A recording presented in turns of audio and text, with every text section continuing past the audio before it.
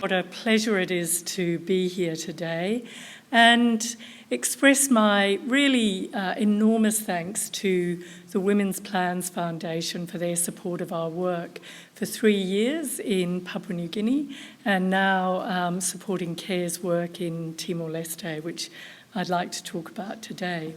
I thought I'd start by telling you why CARE works on issues of family planning and the approaches that we take. So CARE is an organisation that's dedicated to ending global poverty. And over many years, researching what worked and why, we've realised that central to that objective of ending global poverty is empowering women and girls.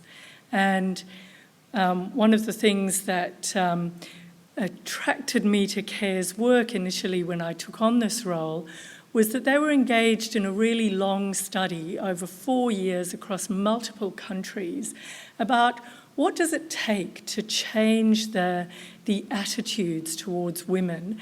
What does it take to really empower a woman? Another barrier that we see to women accessing a full range of health services is the attitudes of people in clinics.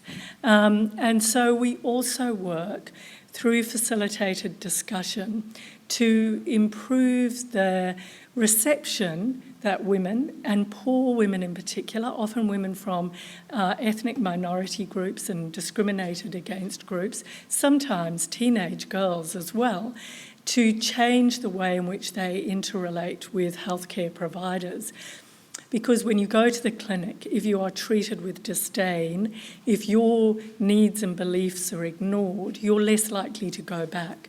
So what we see as CARE's particular role is helping change attitudes and norms, both in health providers and within families that limit women's access to contraception.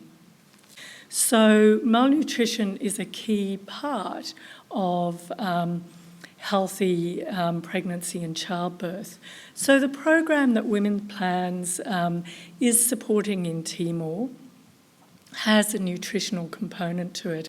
We want the government of Timor and the health authorities to be part of understanding the impact this program has, and we're ambitious to try and scale that up, not necessarily through CARE and its staff, but through the range of partners that work with us and work in Timor, and of course involving the Ministry of Health and their outreach services, so that we can be part of a much bigger effort to change attitudes and change access for women in Timor-Leste to modern methods of contraception so that their sexual and reproductive health rights are realised.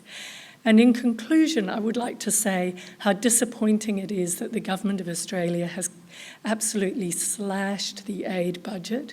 Timor is an important recipient of Australian aid, and Australia's ability to reach out and help our countries across our neighbouring countries across Southeast Asia, less so in the Pacific where aid has been more preserved. Nevertheless, programs to Africa have been slashed.